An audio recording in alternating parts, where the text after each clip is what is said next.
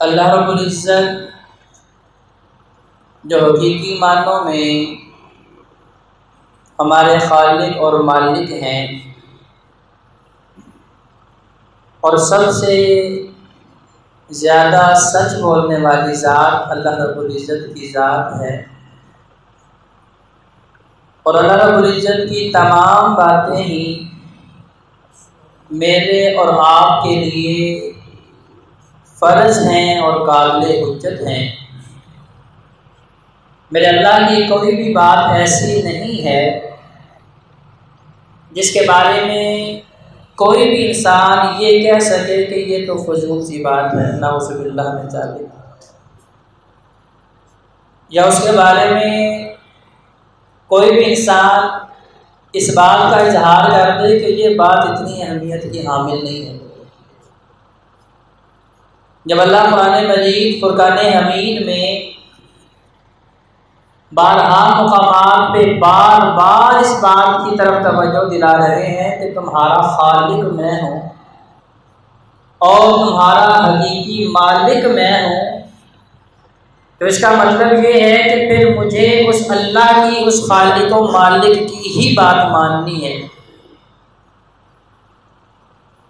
اور اس سے بھی زیادہ آگے چل کے اہم بات کہ جب اللہ رب العزت کو قسم اٹھانے کی ضرورت پڑ جائے تو اس کا مطلب یہ ہے کہ اللہ کی بات میں شک کرنے والا تو اہل ایمان ہی نہیں ہے۔ اللہ کی باتوں میں شک کرنے والا اور ان کے اوپر حیل و حجت جو ہے وہ پیش کرنے والا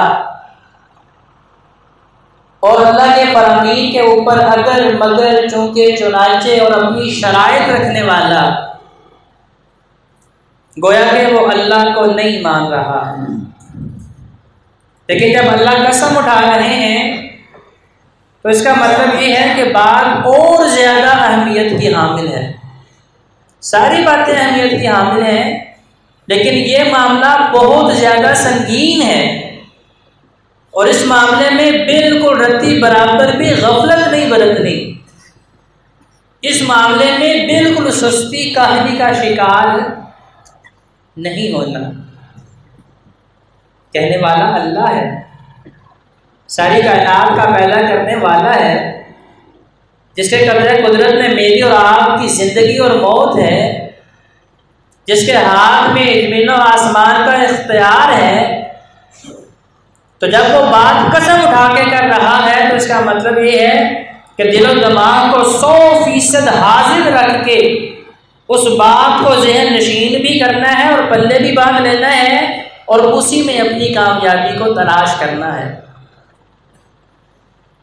سورہ ذاریات 60 آیات اور سورۃ نمبر 51 اللہ نے 3-4 قسمیں اٹھائیں۔ اسی طرح اللہ کا الحاکمین نے اسی طرح کا انداز 23ویں پارے سورہ صافات کے اندر بھی اختیار کیا ہے، اور وہاں اللہ نے 3 قسمیں اٹھائیں۔ کیا فرمایا؟ وَالصَّافَّاتِ صَفًّا فَالزَّاجِرَاتِ زَجْرًا فَالتَّالِيَاتِ ذِكْرًا۔ فرشتوں کے متعلق اللہ کا الحاکمین بیان کرتے ہوئے کہ وہ کتار در کتار صفوں کے اندر حاضر رہتے ہیں اور اللہ کے حکم کے مطابق ان کی ڈانٹ بڑی سخت ہے، اور وہ اللہ کے فرامین کی تلاوت کرنے والے ہیں۔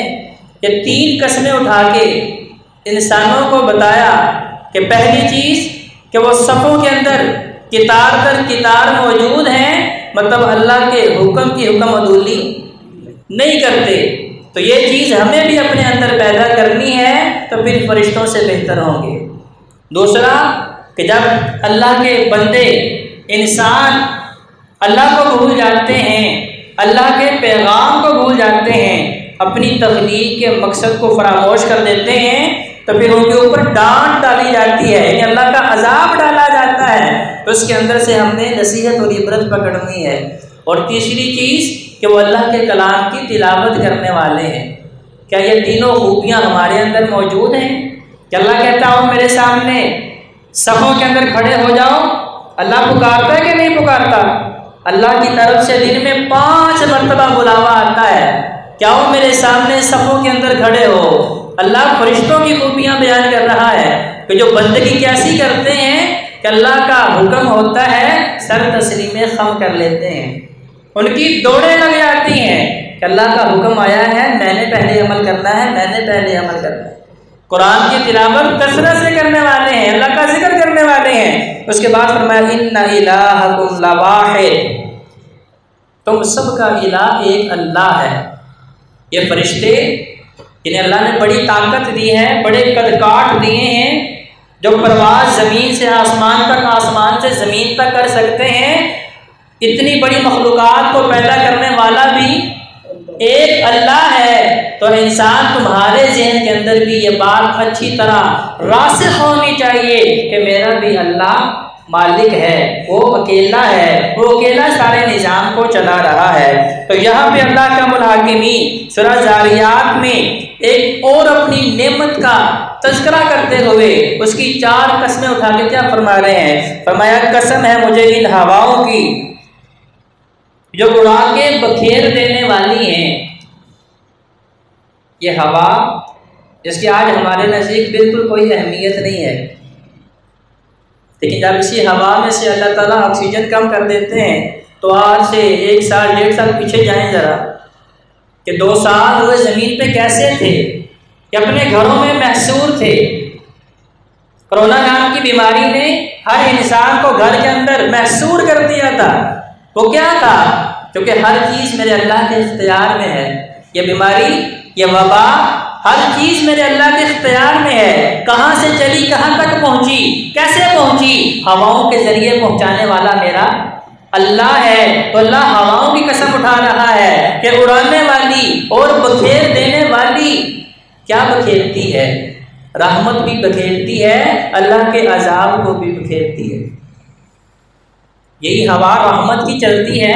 جیسے دیکھیں آج کا موسم ہے، آج سے 2 دن پہلے کا موسم کتنا شدید تھا، کسی ہوا میں سانس لینا مشکل ہو چکا تھا، سانس آسانی سے نہیں لیا جا رہا تھا، لیکن اب اللہ کی رحمت سے یہ ہوائیں ٹھنڈی ہوئی ہیں تو آج ہمیں بڑا سکون محسوس ہو رہا ہے، اطمینان محسوس ہو رہا ہے۔ اسی ہواؤں سے اللہ کیا بکھیرتے ہیں؟ کیونکہ اللہ نے قرآن میں فرمایا کہ ہم نے ہر زیرو چیز جو ہے، ہر زندہ چیز کو جوڑا جوڑا پیدا کیا ہے، تو وہ پھلدار درخت جو ہمیں پھل دے رہے ہیں ان کے اندر بھی نر اور مادہ موجود ہے۔ تو اللہ کا الحاکمین ان ہواؤں کے ذریعے اس نر درخت کے پودے کو مادہ کے اوپر ڈالتے ہیں، اس کے اوپر ہواؤں کے ذریعے بکھیرتے ہیں، پھر وہ پھلدار ہوتا ہے، پھر اللہ اس کے ذریعے ہمارے لیے جو ہے خوراک کا بندوبست کرتا ہے۔ یہ زمین کے اوپر جو جنگلات ہیں یہ کس نے پیدا کیے ہیں؟ ان کے بیج کہاں سے آ رہے ہیں؟ میرا اللہ انہیں ہواؤں کے ذریعے پھولوں کے، پھلوں کے، درختوں کے، جنگلات کے بیجوں کو جو ہے ہواؤں کے ذریعے زمین کے مختلف حصوں میں بکھیر دیتا ہے، اور اس کے ذریعے زمین کے اوپر سبزی اور شادابی بھی نظر آتی ہے، اور انسانوں اور جانوروں کے لیے خوراک کا بندوبست اور اہتمام بھی کیا جاتا ہے۔ فالحاملات وقرا، فرمایا قسم ہے ان ہواؤں کی جو بہت بڑا بوجھ اٹھا کے لیے پھرتی ہیں۔ کون سا بوجھ؟ اللہ رب العزت کا اشارہ باطنوں کی طرف ہے۔ یہ تو ہمیں باقی طور پہ بھی پتہ ہے کہ پانی اپنا حجم رکھتا ہے اور وزن رکھتا ہے۔ اسی پانی کو اللہ کا الحاکمین دریاؤں سمندروں سے آبی بخارات بنا کے تو بادل بناتا ہے، اور وہ بادل اپنی مرضی سے چل رہے ہیں۔ حضرت جی وقار نہیں، اتنے منوں ٹن وزن لیے ہوئے بادلوں کو اللہ کا الحاکمین ہواؤں کے ذریعے جہاں پہ برسانا چاہتے ہیں وہاں پہ برساتے ہیں۔ کہیں پہ یہی برسات رحمت کی ہے، کہیں پہ یہی برسات عذاب کی ہے۔ جب یہ رحمت کی ہوتی ہے تو چہروں پہ تر و تازگی آتی ہے، تمام مخلوقات خوش و خرم ہو جاتی ہیں، اس کے ذریعے اللہ تعالیٰ قحط سالیوں کو ختم کر دیتے ہیں۔ اس کے ذریعے زمین کے اوپر سبزہ ہوتا ہے، اس کے ذریعے اللہ تعالیٰ میری اور آپ کی خوراک کا اہتمام کرتے ہیں، جانوروں کی، پرندوں کی، درندوں کی، حشرات الارض کی، سب کا اہتمام اللہ اسی رحمت کی بارشوں کے ذریعے زمین سے کرتے ہیں۔ جب یہی برسات، جب یہی بوند، جب یہی قطرہ رحمت کا ہوتا ہے، لیکن جب یہی قطرہ عذاب کا ہوتا ہے تو اللہ کا الحاکمین نے ہمیں بتایا ہے کہ سابقہ قوموں کو بارشوں کے ذریعے ہم نے تہس نہس بھی کر رکھا ہے۔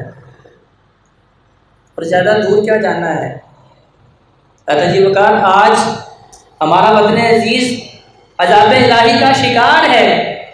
کتنی اموات ہو چکی ہیں، کتنے انسان جو ہے لقمہ اجل بن چکے ہیں۔ صرف انسان ہی نہیں، جانور بھی، پرندے درندے تمام تر عذاب الہی کا شکار ہیں، لیکن افسوس کہ ہماری نگاہیں اللہ کی طرف نہیں اٹھ رہی، ہمیں سوچ نہیں آ رہی، ہمارے ذہنوں میں فکر پیدا نہیں ہو رہی کہ اللہ کے عذاب کیوں آتے ہیں۔ اللہ انہی بارشوں کو رحمت کی بناتا تھا تو زمین کے اوپر فراوانیاں آتی تھی۔ جب اللہ رحمت کی بناتا تھا، اللہ قحط سالیوں کو ختم کر دیتا تھا۔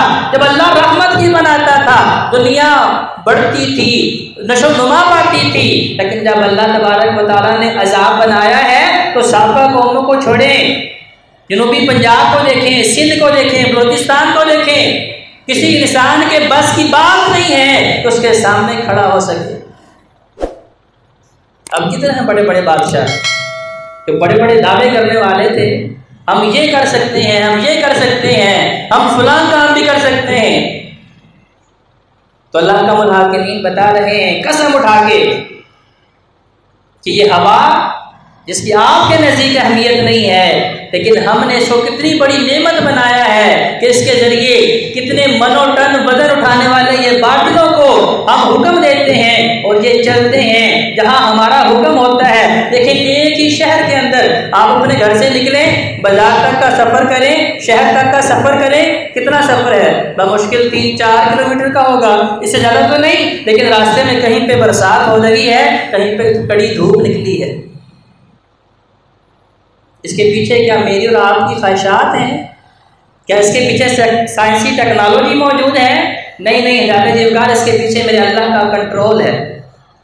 میرا اللہ چاہتا ہے کہ جہاں رحمت کی ہونی چاہیے وہاں رحمت کی برستی ہے، جہاں میرا اللہ چاہتا ہے کہ یہاں ان کی پکڑ ہونی چاہیے وہاں عذاب کی نازل ہوتی ہے۔